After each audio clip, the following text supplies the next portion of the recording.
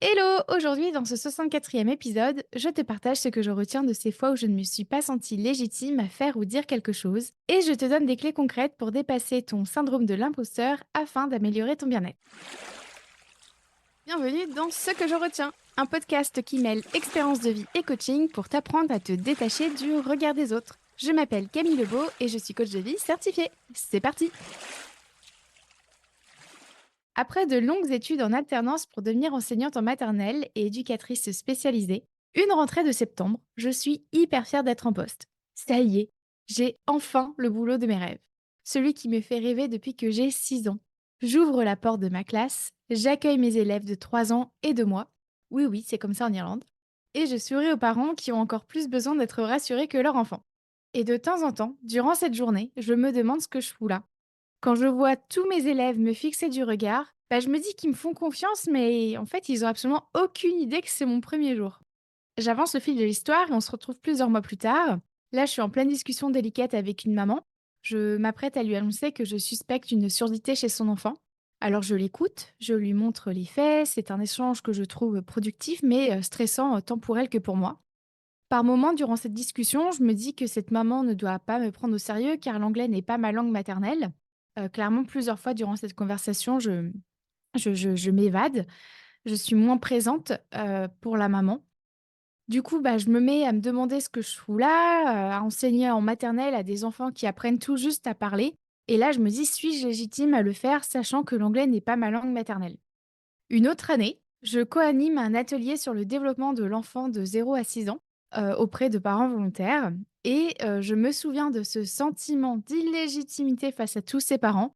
Je me disais qu'il ne fallait surtout pas qu'ils sachent que je n'ai pas d'enfant, car sinon, ça voudrait dire que je ne suis pas crédible et donc ça voudrait dire que je suis une mauvaise enseignante.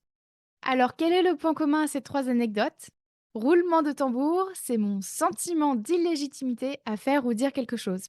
Comme l'impression de ne pas être à ma place, de ne pas être à la hauteur.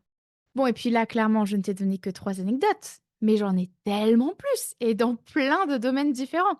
Je ne compte plus le nombre de fois où je ne me suis pas sentie à la hauteur ou légitime à faire ou dire quelque chose. Tiens, un autre exemple là qui me vient en tête, c'est le fait de m'inscrire à la salle de sport. Oh! Mamma que je me sentais pas légitime à y être. Tu vois, je me disais que je n'étais pas assez sportive pour faire du sport ou pour traîner dans une salle réunissant tant de muscles et d'odeurs de transpiration. Je me disais qu'on allait voir que je n'étais pas sportive et donc qu'on allait me juger pour ça. Et c'est comme ça que j'ai entamé ma carrière sportive en ne faisant pas de sport. Bon, alors là, clairement, je me fais rire avec le recul. Et puis surtout, je vois avec le recul que mon raisonnement est bancal. Car pour devenir une personne sportive, il faut bien commencer quelque part, hein. Tout comme pour qu'il y ait 10 ans de carrière d'enseignante, faut bien commencer par le premier jour, hein. Faut bien aussi avoir cette première discussion délicate, et cetera, et cetera. Mais voilà, sur le moment, tout ce que je sais, c'est que je ne me sens pas à ma place, je ne me sens pas à la hauteur, je ne me sens pas légitime à faire ou dire ci ou ça. Et voilà, j'ai vraiment peur que ça se voie, d'être démasquée, qu'on me juge, qu'on ne me fasse pas confiance. Et c'est vraiment emmerdant, hein, parce que la confiance, c'est quand même la base dans mon boulot, surtout, voilà, quand j'étais enseignante, hein, je parle notamment. Mais c'était aussi une vraie souffrance que de régulièrement penser que j'étais illégitime à dire ou faire quelque chose. Et donc ce que je retiens de ces fois où je ne me suis pas sentie légitime à faire ou dire quelque chose, c'est que le syndrome de l'imposteur repose sur une interprétation erronée des faits.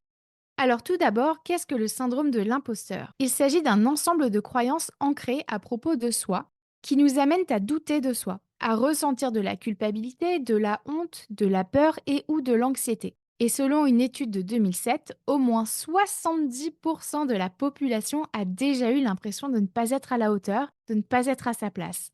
Donc déjà là, rien que ça, ça fait du bien de savoir que tu n'es pas seul, hein. C'est ce qu'on appelle l'humanité commune.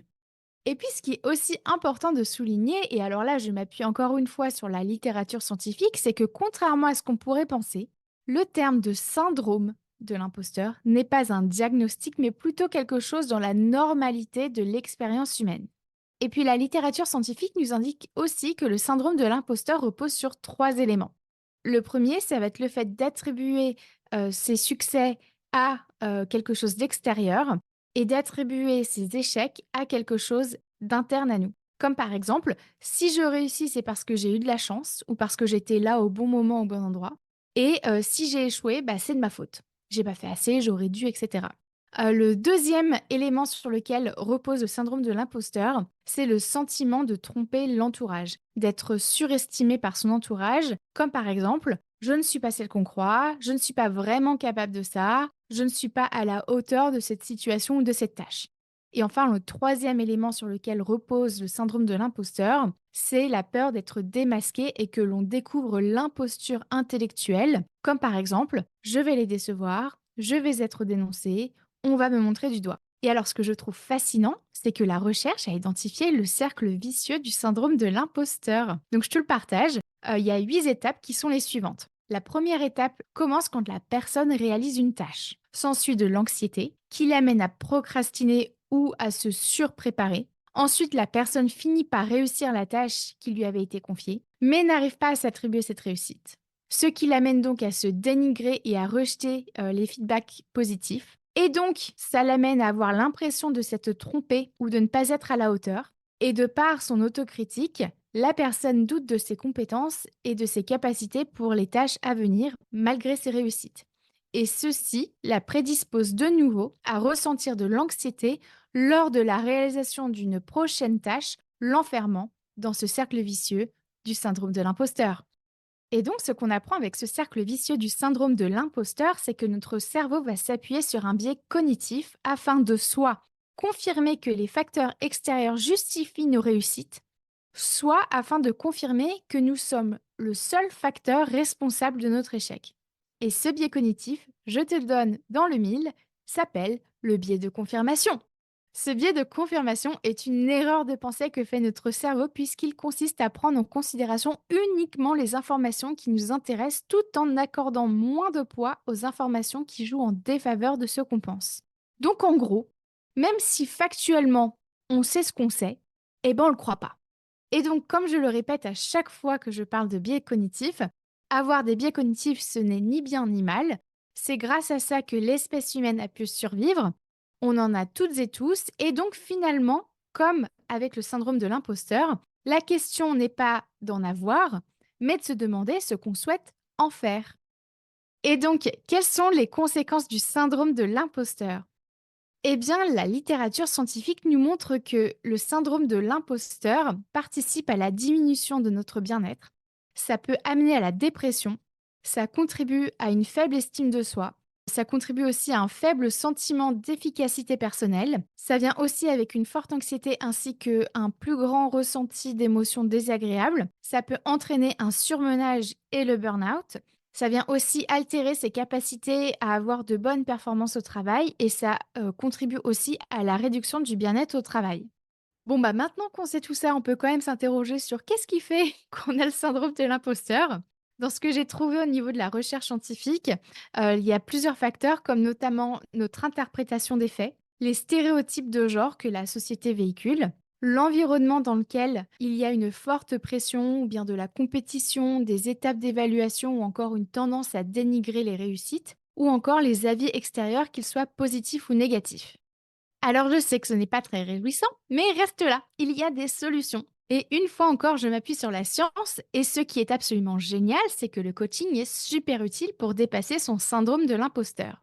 Étant donné que le cœur du syndrome de l'imposteur repose uniquement sur nos pensées, le coaching est adapté puisqu'on va directement explorer notre système de pensée. Au sein du programme Spotlight, j'aide justement mes clientes à faire la différence entre les faits et leurs interprétations de ceux-ci. Je les aide aussi à se libérer des injonctions sociales, tu sais, tous ces il faut, je dois. Et je les aide aussi à développer et à renforcer leur confiance en soi. Et tout ceci participe justement à se débarrasser du syndrome de l'imposteur. Et donc, si toi aussi tu souhaites te libérer du syndrome de l'imposteur afin d'améliorer ton bien-être, voici ce que je te propose. Tout d'abord, identifie les pensées que tu as qui renforcent ton syndrome de l'imposteur. Il y en a plein, comme par exemple, si j'étais à la hauteur, je n'en douterais pas. Si j'étais à la hauteur, je le saurais. Les autres se sentent toujours à la hauteur. L'autre ne doute jamais de rien. Si je me trompe, c'est que je suis nulle. Je me dois d'être parfaite car échouer montrerait que je suis incompétente. Je ne suis pas assez bonne. Je ne suis pas là de façon légitime. On me prend pour qui je ne suis pas. On croit que je suis plus ou mieux que ce que je suis vraiment. On croit que je sais, alors que non. Si j'en suis là, c'est parce que j'étais au bon endroit au bon moment. Faut que ça demande de l'effort pour mériter le terme d'accomplissement ou de réussite. Voilà pour plusieurs exemples de pensées, mais je t'invite vraiment à les identifier toutes celles qui te correspondent. Et ensuite, pour chacune de ces pensées, je t'invite à évaluer ton taux de croyance de celle-ci, c'est-à-dire à combien de pourcents tu crois cette pensée. Ça va te permettre notamment de te rendre compte que il y a des pensées qui te sont automatiques, mais finalement, elles ne t'appartiennent pas vu que tu les crois pas réellement. Ensuite, pour chacune de ces pensées, je t'invite à te demander, est-ce que c'est factuellement vrai? Quels sont les éléments tangibles? Est-ce la seule façon de voir les choses? Est-ce la meilleure façon de voir les choses? Ensuite, identifie les situations dans lesquelles tu ressens ce syndrome de l'imposteur. Ça devrait rassurer ton cerveau sur le fait que ce n'est pas tout le temps, dans tous les domaines et avec tout le monde. Et puis, si tu as des pensées en boucle qui alimentent ton syndrome de l'imposteur avant une réunion, par exemple, je t'invite à te concentrer sur les faits et non sur ton interprétation de ceux-ci. Par exemple, je suis enseignante, j'ai un diplôme qui atteste que j'ai les compétences pour enseigner et je suis en poste. Donc, factuellement, je suis légitime à gérer ma classe et à parler de neurosciences avec des familles. Je t'invite aussi à ne plus considérer une situation ou une tâche en fonction de ton niveau de réussite ou d'échec, mais plutôt en fonction des apprentissages que ça va te permettre de faire. Je t'invite aussi à répondre à ces questions puissantes. Qu'est-ce que je peux apprendre de cette personne que j'idéalise? Comment cette personne peut m'inspirer? Comment ce qu'elle partage peut me faire grandir? Qu'est-ce que je perds à ne pas dire ce que je pense? À ne pas faire ce que j'ai envie? En quoi oser dire ou faire quelque chose permettra d'enrichir la conversation, ou bien d'aider l'autre à grandir, ou de créer de nouvelles opportunités? En quoi je peux me servir de ces pensées pour aller de l'avant, par exemple monter en compétences? Qu'est-ce qui prouve que ma pensée est fausse? Ça, c'est vraiment une question hyper puissante. Je te rappelle au passage que le problème, ce n'est pas la pensée, mais le pouvoir qu'on lui donne. Et pour conclure cet épisode, je t'invite également à écouter les épisodes complémentaires suivants. Le 42 sur comment cultiver des pensées créatrices, le 43 sur la comparaison et comment préserver sa confiance en soi, et le 62 pour apprendre à distinguer un fait d'une interprétation. Et voilà pour aujourd'hui. Et toi, que retiens-tu de cet épisode? Merci à toi d'avoir écouté cet épisode jusqu'au bout. Pour consulter mes sources ou bien lire cet épisode, sache que sa retranscription est disponible dans les notes du podcast. Et si tu souhaites en savoir plus sur mon travail ou bien si tu cherches à t'abonner à ma newsletter, direct sur mon site internet www.lacochecamille.com. Et tu peux aussi me rejoindre sur ma page Instagram @lacochecamille. Prends soin de toi.